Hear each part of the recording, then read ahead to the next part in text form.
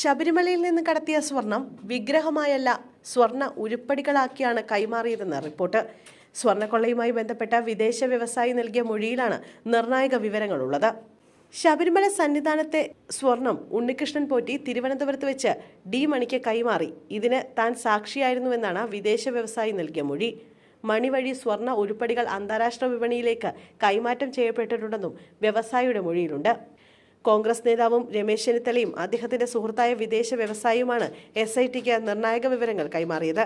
സ്വർണ്ണ ഉരുപ്പടികൾ കൈമാറാൻ പോറ്റി തന്നെ ആദ്യം സമീപിച്ചിരുന്നുവെന്നും വ്യവസായിയുടെ മൊഴിയിലുണ്ടായിരുന്നു. തുടർന്നാണ് ഇടപാട് ഡി മണിയിലേക്ക് എത്തിയത്. ഇതേ വിദേശ വ്യവസായിയാണ് ഡി മണിയുടെ ഫോൺ നമ്പർ SITക്ക് കൈമാറിയത്. വിദേശ വ്യവസായി നൽകിയ ഫോൺ നമ്പർ കേന്ദ്രീകരിച്ചാണ് SIT ഡിണ്ടിഗലിലെ ബാലമുരുകനിൽ എത്തിച്ചേർന്നത്. ഇയാളിലൂടെയാണ് MS മണി എന്ന സുബ്രഹ്മണ്യയെ കണ്ടെത്തുകയും ചോദ്യം ചെയ്യലിന് ഹാജരാക്കാൻ നിർദ്ദേശിക്കുകയും ചെയ്തിരിക്കുന്നത്. വിദേശ വ്യവസായിയെക്കുറിച്ച് കൂടുതൽ വിവരങ്ങൾ പുറത്തു വന്നിട്ടില്ല. വിദേശ വ്യവസായി നൽകിയ ഫോൺ നമ്പർ ഉപയോഗിക്കുന്നത് മാധ്യമങ്ങൾക്ക് മുന്നിലെത്തിയ മണി തന്നെയാണെന്ന് SIT കണ്ടെത്തുകയും ഇത് സ്ഥിരീകരിക്കുകയും ചെയ്തിട്ടുണ്ട്. എന്നാൽ ഈ നമ്പർ ഉള്ളത് സുഹൃത്ത് ബാലമുരുകന്റെ പേരിലാണ്. തയ്യൽ ജോലി ചെയ്യുന്ന സാധാരണക്കാരനായ ബാലമുരുകന്റെ പേരിലുള്ള നമ്പർ ഉപയോഗിക്കുന്ന മണിയുടെ നടപടിയിലും SITക്ക് സംശയമുണ്ട്. അന്വേഷണവുമായി ബന്ധപ്പെട്ട ഡിണ്ടിഗലിൽ SIT വിശദമായ അന്വേഷണം നടത്തിയിരുന്നു. എന്നാൽ ശബരിമല സ്വർണ്ണക്കൊള്ളയുമായി ബന്ധിപ്പിക്കാവുന്ന തെളിവൊന്നും ലഭിച്ചില്ല എന്നാണ് വിവരം. ആരോപണങ്ങൾ പൂർണ്ണമായി നിഷേധിച്ച മണി മാധ്യമങ്ങളെ കാണുകയും ചെയ്തിരുന്നു.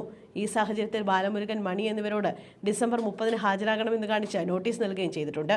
മണിയുടെ ബിസിനസ്സുകളും മറ്റും സംബന്ധിച്ച് ചില പൊരുത്തക്കേടുകൾ SIT കണ്ടെത്തിയിട്ടുണ്ടെന്നാണ് വിവരം. ശബരിമല സ്വർണ്ണക്കൊള്ള അന്വേഷിക്കുന്ന SIT നിലവിൽ ചെന്നൈയിലെ സ്വർണം പൂശൽ സ്ഥാപന ഉടമയായ പങ്കജ് ഭണ്ഡാരിയിലും ജ്വല്ലറി ഉടമ ഗോവർദ്ധനിലും എത്തി നിൽക്കുകയാണ്.